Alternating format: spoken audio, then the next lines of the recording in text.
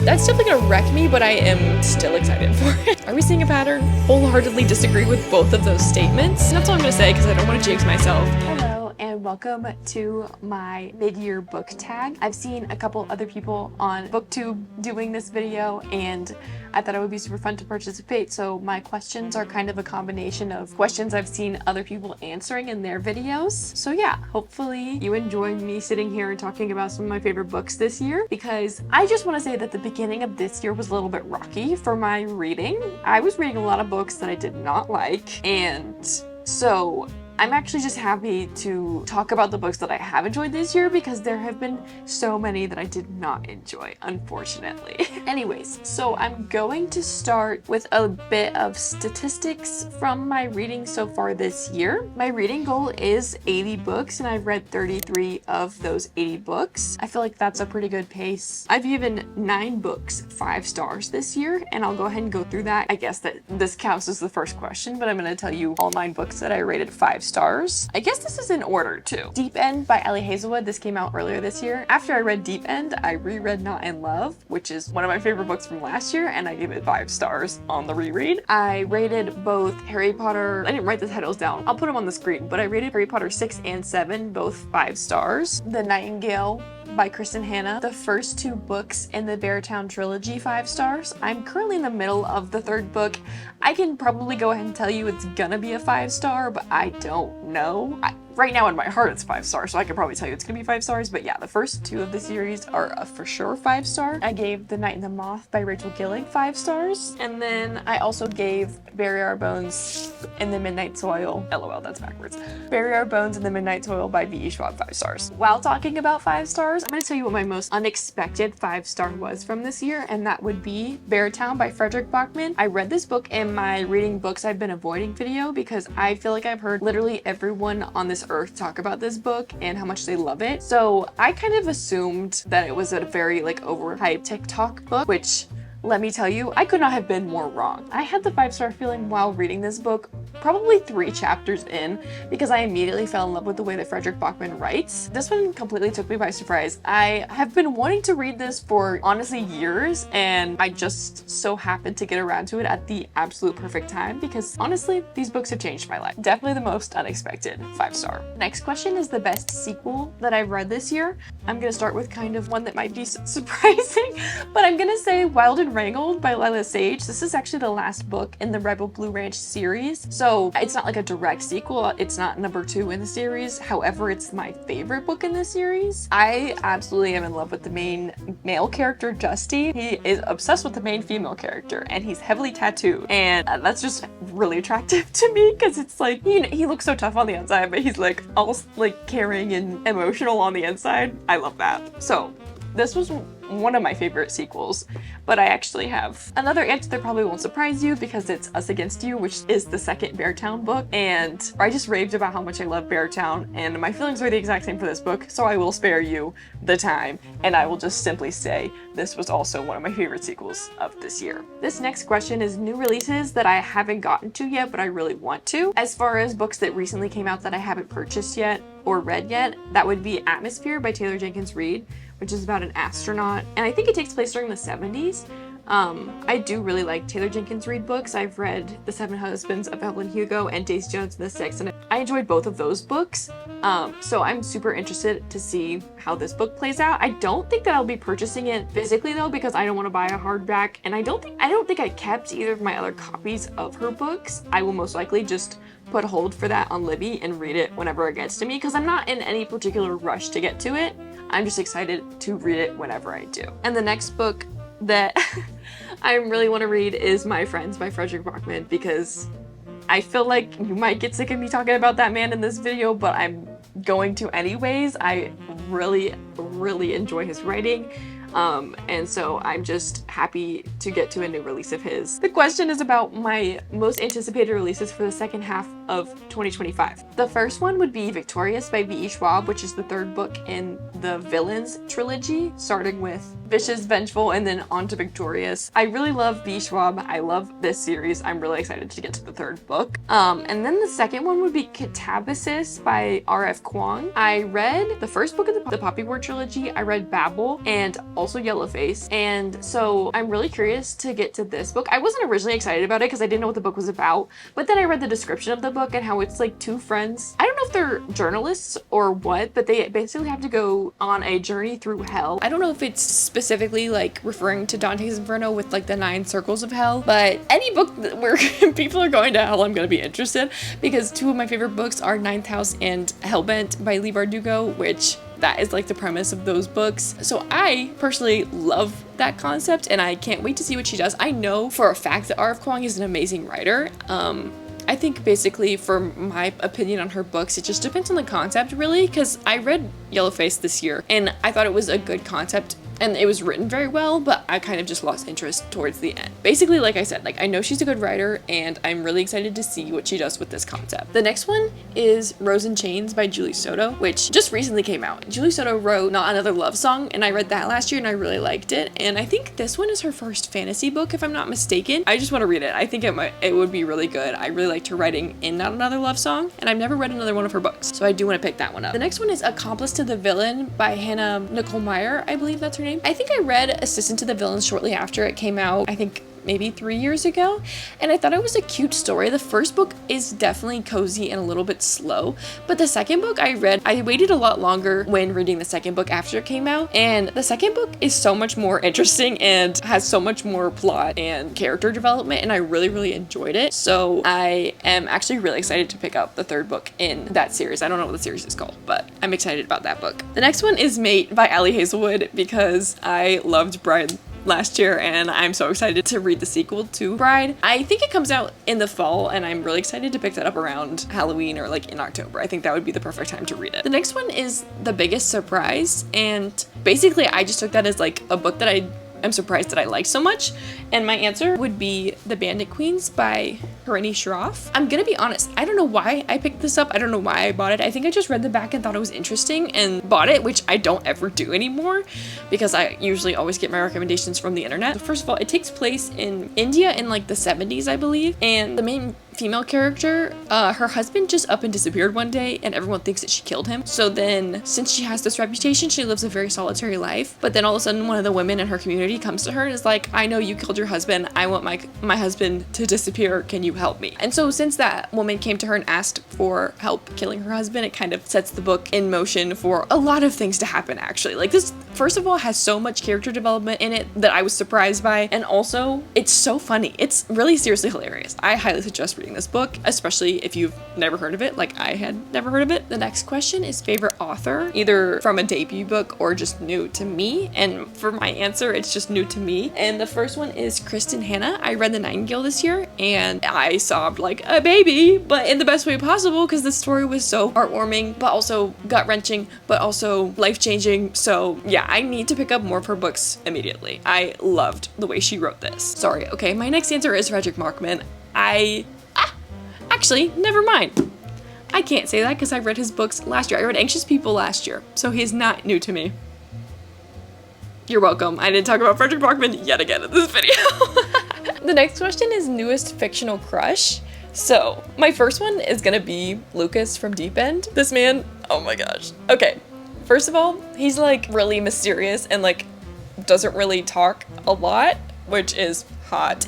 He's also tattooed, which is hot. And he's also obsessed with Scarlet, which is hot. So I don't think I need to say anything else.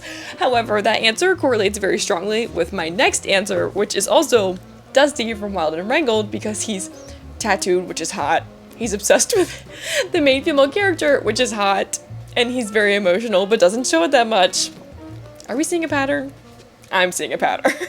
Next one is books that made me cry, and let me tell you, I got a list for this one. So Harry Potter 4, 5, 6, and 7 all made me cry. To varying degrees, obviously, but it did get worse as I went further on in the series, where it went from shedding a few tears to absolutely bawling my eyes out and like being emotionally wrecked for a couple days. So yeah, that's just the Harry Potter books that made me cry. Something I mentioned earlier, sobbed during reading The Nightingale, especially at the end. But honestly, this one was like on and off crying throughout the entire book because it's obviously so heart-wrenching. And then also, another book that I cried during was Us Against You by Frederick Bachman, because you get to know the characters a lot more in this book, and he likes to be really mean to his characters and make terrible things happen to them, but I love the characters, so I'm like crying for them because they feel like they're my friends and family, and why would he do that to them? So yeah, I did cry a lot during this book. And alternatively, we're going to talk about books that made me happy. And the first one is Not in Love by Ali Hazelwood, considering this was a reread, and I really just love the characters so much. I think their romance is so cute, and the way that Eli makes Rue comfortable, even though she's like very particular about a lot of things, really just made my heart happy, and I just really love them so much. This one is definitely number one on that list. Next is The Night and the Moth by Rachel Gillig, not only because I love the main female character and the main male character, but I would say heavily because of Gargoyle. He's a little side character who is a gargoyle, and honestly,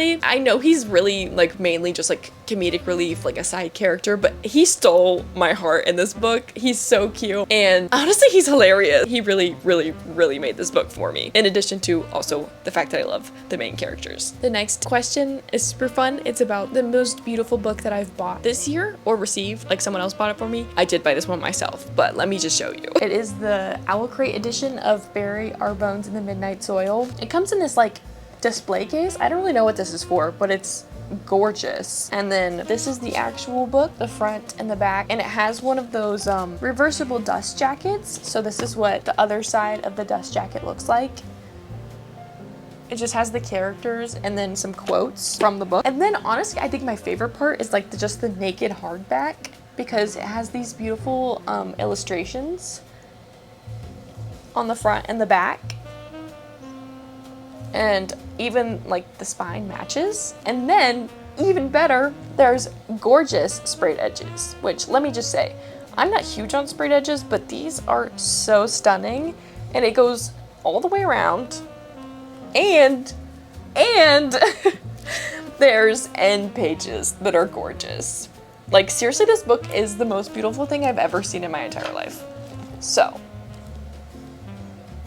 yeah, it's definitely this one. And also just another plus, it comes with one of these ribbons as a bookmark, which is honestly, that just makes me feel fancy. That is 100% my answer. The next question is, what books do I need to read by the end of 2025? So I'm referring to my 2025 TBR journal page in my reading journal. So on there is Pride and Prejudice, which I honestly not even need to finish that before the end of the year. I need to finish that before the end of this month, because I've been on and off reading it for about 2 months at this point, and it's just like, me to myself, I'm saying, girl, get it done. Just do it. Just read it. The next one is Summer Romance by Annabelle Monaghan, because I've wanted to read this probably since last summer. I just never actually bought it, and for some reason all the bookstores around me did not have the book, and I wanted to buy the book physically. So then I finally got my hands on it, which means I definitely need to read it, and I have wanted to read it for so long. I don't know why it's still unread at this point. The next one is Firefly Lane by Kristen Hanna, because like I said, I read The Nightingale earlier this year, and that was my first book by Kristen Hanna, and I really loved it. I really love the way she writes, and I know that this book is about friendship, which I think might actually just like make me sob the entire time, especially about like childhood friendship and like how it develops into adult friendship and how it changes so much. That's definitely gonna wreck me, but I am still excited for it. The next book is Tomorrow and Tomorrow and Tomorrow by Gabrielle Zevin, and I don't know why I haven't picked this up, honestly. It's not even that long, so like truly, I don't know why I haven't read this, but I need to. I know it's about two friends that like develop a video game together, and like the process of it becoming popular, and they get, I guess, famous or rich. I'm not really sure, but yeah, I think it's also, I'm not entirely sure, but I think it might be like a then and now timeline, because I think that kind of has put me off from the book. I don't love when books have then and now timelines, but it's not the biggest deal breaker. I will get through it. The next question is, what books did I want to reread this year? I'm gonna be so honest, I'm not a huge rereader. I tried to make a video in June about like rereading my favorite books, because it's like my birthday and I wanted to do that, and I got through one reread and then I stopped. I was like, I tried to pick up another one, and it was all like Emily Henry books too, and I for some reason just could not make myself reread them. So that was an interesting lesson to learn from myself, that I don't love rereading books. But I want to reread Babel by R.F. because when I read it the first time, I did not love it, but I think I went into it with like the worst expectations possible. Honestly, I just went into this book with the expectations that it was a dark academia book, and this book is a lot yes, it is dark academia, but it's a lot heavier than that. There's like actually important themes in here, and I was like not wanting to read a book that was actually important or had underlying messages. So I now know that going into this book for the second time, and I think that I'm gonna like it a whole lot more, and I will understand it a whole lot more. So I actually do want to reread this year. The next question is a book that I enjoyed with mixed reviews, and that's gonna be Great Big Beautiful Life by Emily Henry, because I gave that book 4.5 stars and I really, really, really enjoyed it. And I know that book had a lot of discourse on the internet after it came out, which I know I said that I liked the book, so like I don't really understand why there was so much discourse around it, because people were claiming it didn't feel like an Emily Henry book, or were claiming that there wasn't that much of a romance, and I wholeheartedly disagree with both of those statements. I think it was exactly like an Emily Henry book. You just got another perspective from the woman they're trying to write the biography about, Margaret. You just got her family story too, and I was completely fine with that. I enjoyed her family story, so yeah, I don't know why it got so much backlash, but I really enjoyed that. And I also really loved that the characters like were in this little competition, so they couldn't immediately like start confessing their feelings or like being physically romantic because, you know, they obviously, like, if they start dating and then one of them wins the competition of this like biography, that's kind of detrimental to the start of a relationship. So I kind of loved that there was this kind of like tension that was there, but they couldn't resolve until a certain point. The last question is 5-star predictions for the rest of this year, which honestly is so difficult because I have literally no idea. A lot of books that I thought I was really gonna like at the beginning of this year, I rated really lowly, and so it's kind of scary to me to try to predict any more star ratings. I will maybe go out on a limb and like say a few, but I think I will really enjoy Talking at Night by Claire Daverly, especially because a blurb on the back of the book says, "With shades of Sally Rooney, this is a lyrical, tender love story." And honestly, I've been chasing the feeling of after I finished Normal People and how much I loved that book. So if this comes close to that, I will rate this extremely highly. So I kind of have high expectations. Also, The Will of the Many by James Islington. I feel like I saw a lot about this when it first came out, maybe. I don't know. I feel like I saw a little bit of popularity on the internet of this book, but I actually don't know anything that it's about. I just have heard people say that it's kind of dark academia, but looking at these names, I feel like I think it's a sci-fi? Is it a sci-fi? I have no idea. I don't know. I just really wanted to read it, and I'm excited to get to it, so maybe that means it'll be 5 stars? I have no idea. Yeah, also, similarly, Shadow of the Gods by John Gwynne. I don't know what made me buy this book, but I did, and it has a dragon on the front, and I know that it's not, I feel like this is gonna be mean, but I know it's not gonna be like a Fourth Wing kind of dragon book, so that makes me excited because I'm hoping it's more like Game of Thrones dragon book, even though I have not read Game of Thrones. I mean, Game of Thrones in like the TV show way. I don't really know. I have like no expectations for this one, and usually that's the recipe to give me a 5-star, I think. No expectations and just good vibes. I think that's all I'm gonna say because I don't want to jinx myself and have a terrible reading year. So those are some of the books that I loved this year. I would love to know what your favorite book so far this year has been, or if any books that you really thought you were gonna love that you didn't love. Basically, just tell me all your book thoughts. I would love to discuss with you. And yeah, thank you so much for watching. Hopefully I will see you next week with my next video. And yeah.